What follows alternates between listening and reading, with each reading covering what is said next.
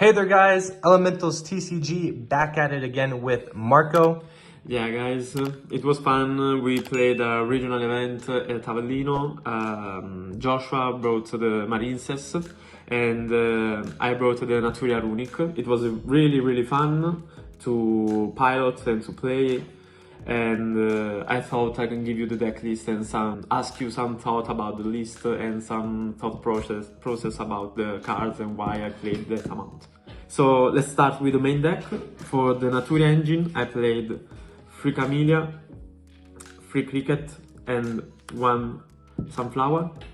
And for the spells, I played 3 Blessing and 3 Sacred Tree.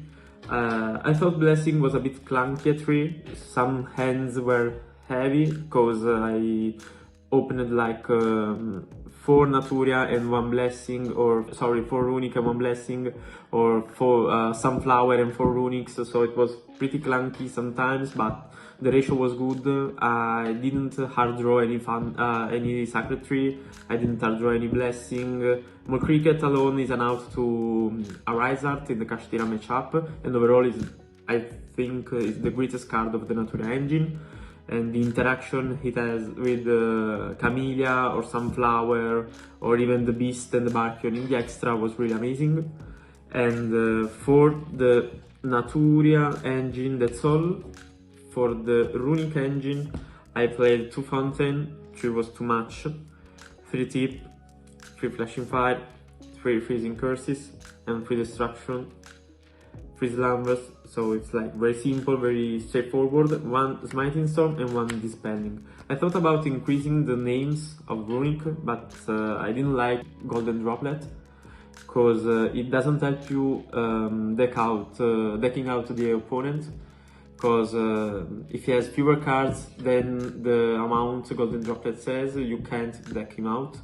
So it was pretty standard. Sometimes I hard drawn the Fountain, sometimes I didn't start with Tip, so it was a really awkward situation, but overall I was satisfied with the amount. And Would you play more Dispelling because of cash right now? I think the deck plays goes fine with cash.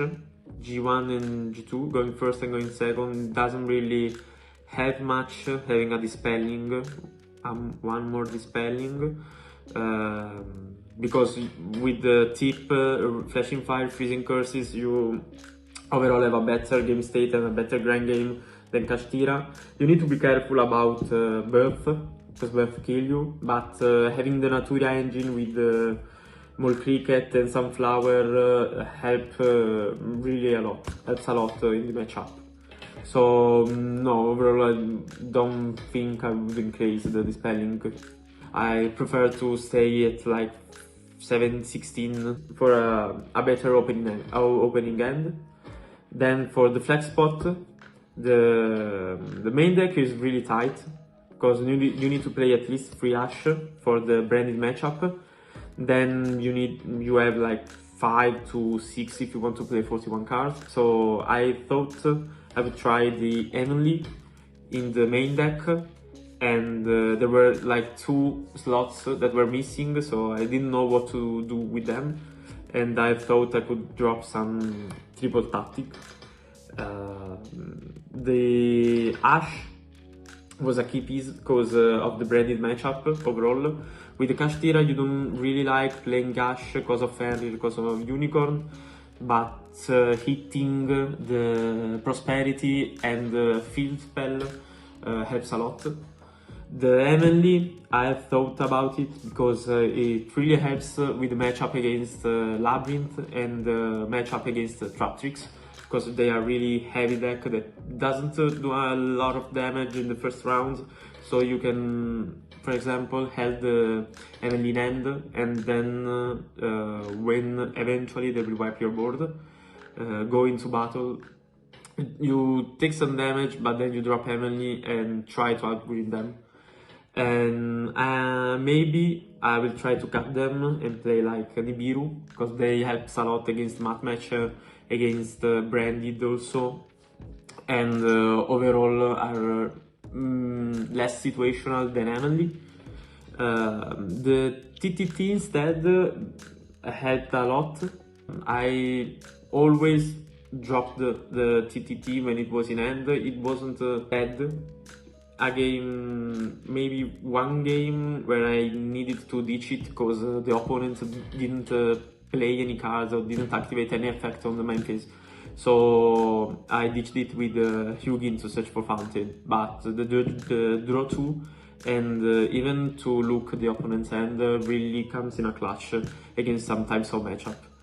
And for the extra, that was the main deck, 40 cards, really simple, really easy. And for the extra, I played the boss. There was Naturia Beast and Naturia Barkion for the Naturia engine. You probably thought Barkion could go, and maybe you can think of a replacement or something better. I personally think Barkion isn't necessarily a must, but it helps a lot with the trap tricks and the labyrinth matchup, because it doesn't let the opponents activate the trap card. So the Lord, the labyrinth mistresses, and the trap tricks, especially the Serra, can't activate his effect because you negate the activation. Beast brings the same value as Barkion against the spell deck.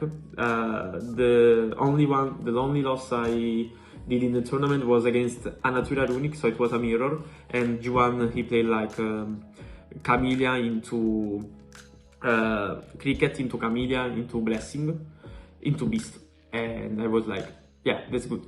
Let's go to the next one.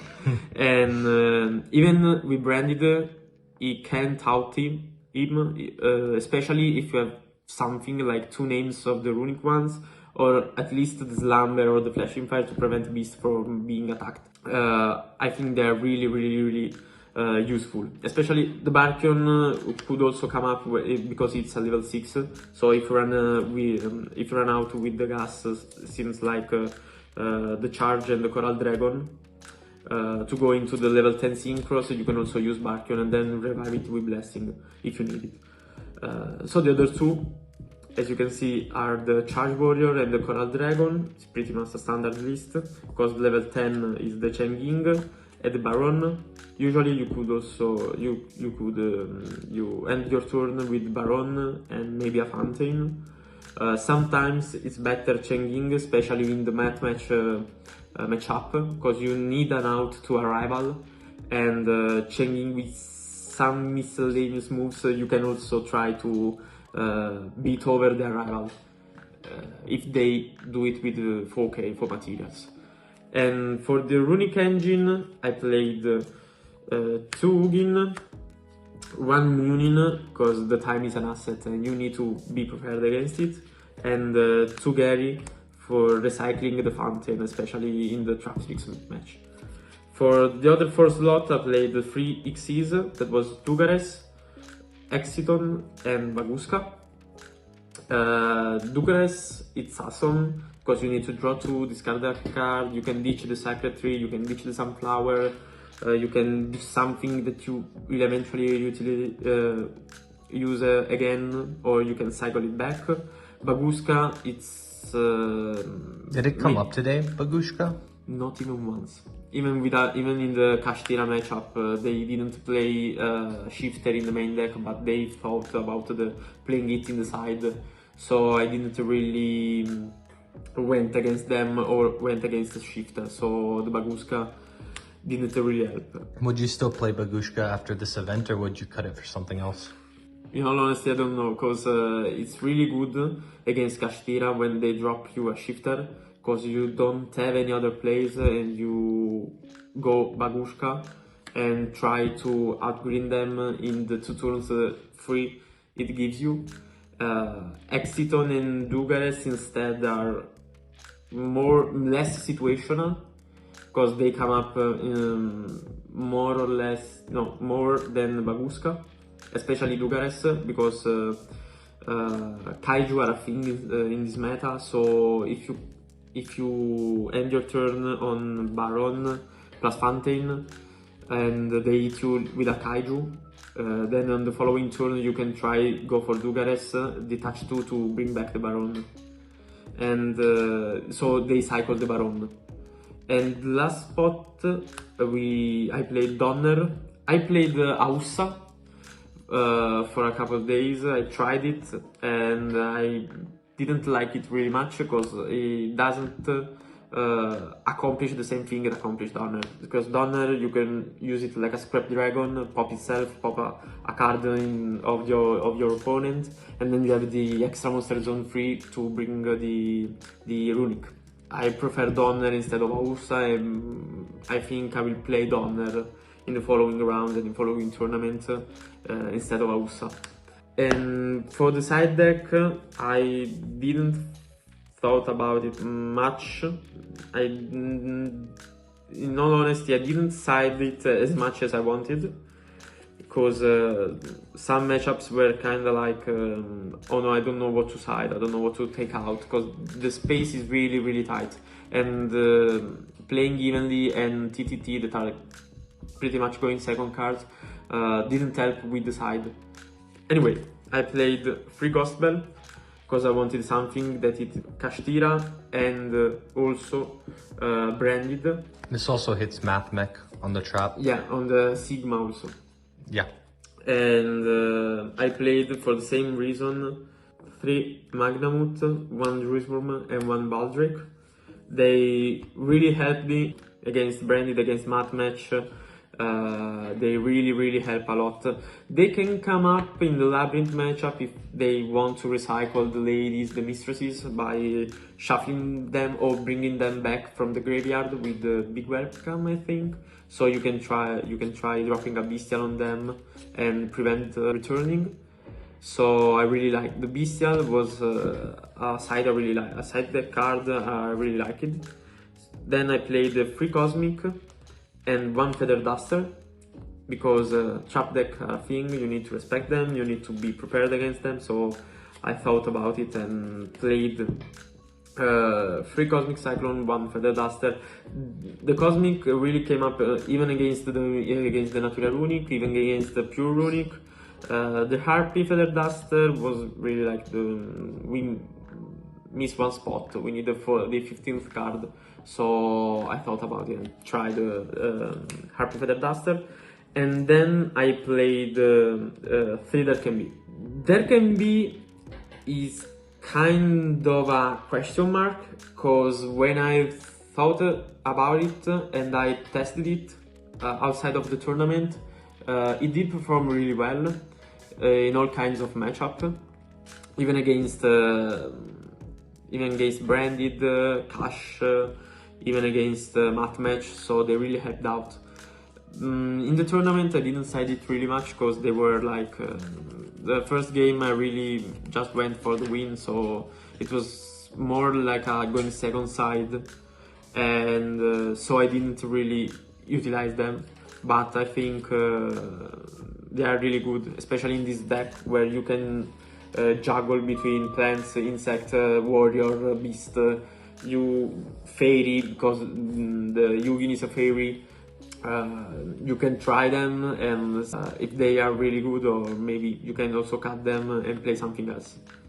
And yeah, that's all. That was the deck profile. It was really fun. It was a really fun event. I enjoyed it a lot.